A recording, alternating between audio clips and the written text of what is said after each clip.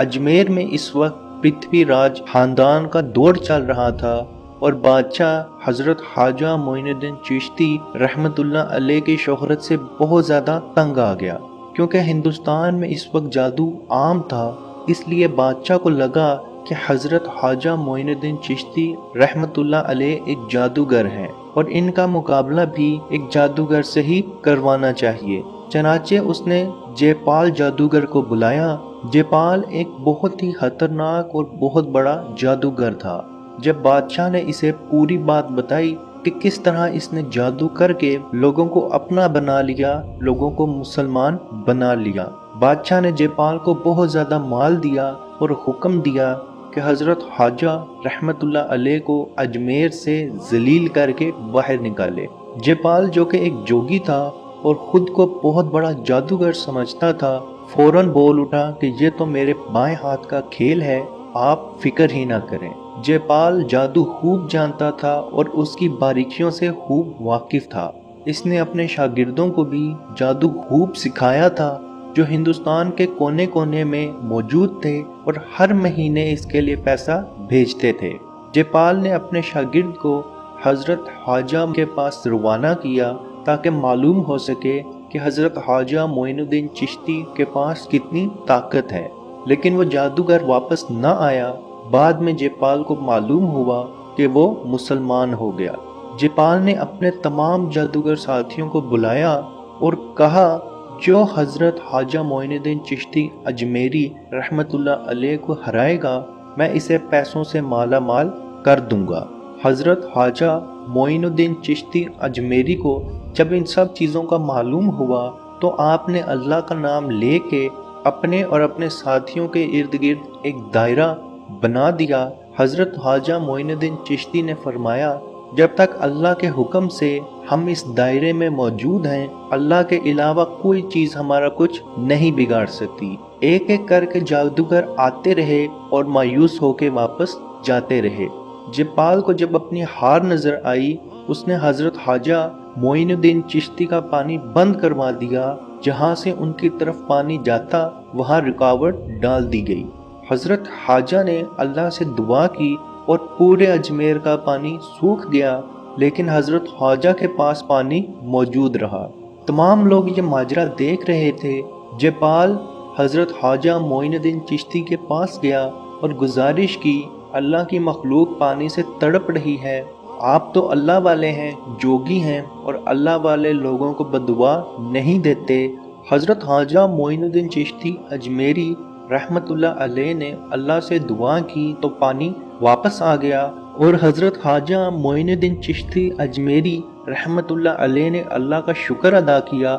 जयपाल ने हजरत अजमेरी से बदला लेने का सोच लिया था, क्योंकि अब बात उसकी इज्जत पे आ चुकी थी और तमाम लोगों के सामने अगर वो हार जाता तो उसके पास किसी ने नहीं आना था। वो जादूगरों का सरदार था और हार का सवाल ही नहीं बनता था।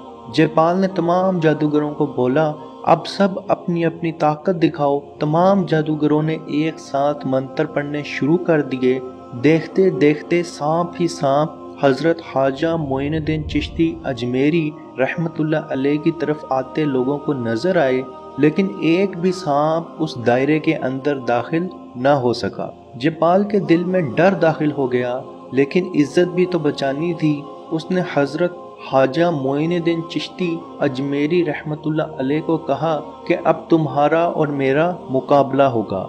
जयपाल ने मंत्र पढ़ना शुरू कर दिए और देखते देखते आसमान से आग की बारिश शुरू हो गई, लेकिन एक भी आग का गोला उस दायरे में दाखिल ना हो सका। जयपाल ने हिरन की खाल जमीन पे बिछाई और मंत्र पढ़ना शुरू हो गया।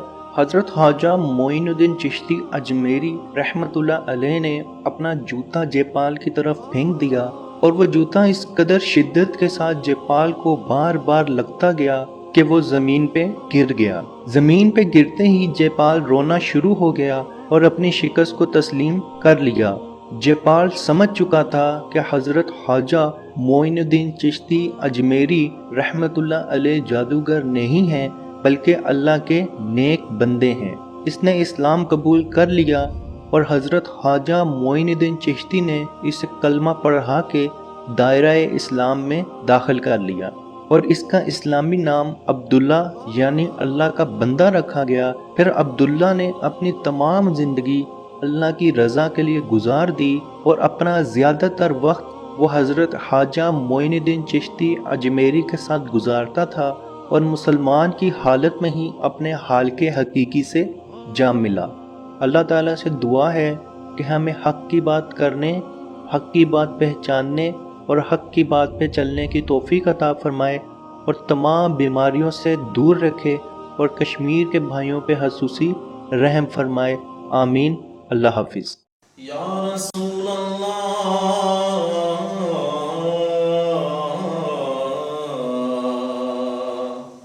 انظر حالنا یا حبیب اللہ اسمع قالنا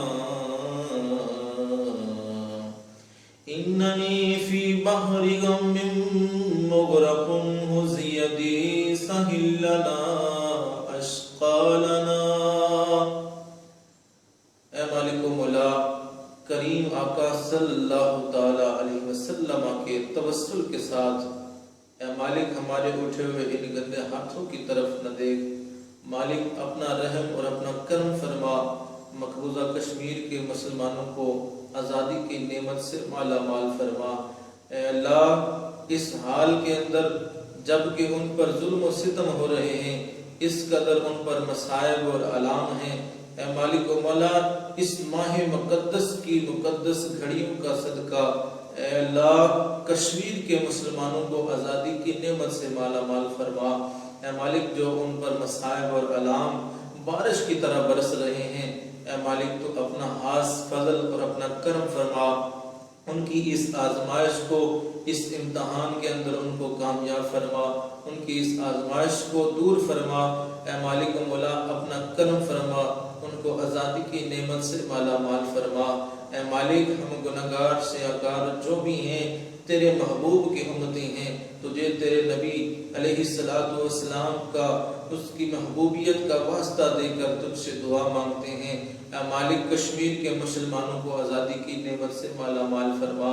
اے مالک ملک پاکستان کو استحکام عطا فرما، ملک پاکستان کی سرحدوں کی خیر فرما، ملک پاکستان کی سرحدوں پر پہرا دینے والے نوجوانوں کو الہ العالمین ہمت اور حوصلہ عطا فرما۔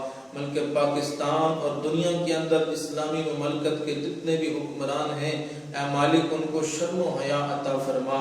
اے مالک ان کو کفار کی آنکھوں میں آنکھیں ڈال کر بات کرنے کا حوصلہ اور ہمت عطا فرما۔ اے مالک و مولا اسلامی ملکوں کو اکٹھے ہو کر اے مالک و مولا کشمیر کی سلامتی کے لیے، حق حدرادیت کے لیے آواز اٹھانے کی توفیق عطا فرما۔ اللہم ربنا تقبل منا انکا انت السمیع العلیم وتب علینا یا مولانا انکا انت التواب الرحیم۔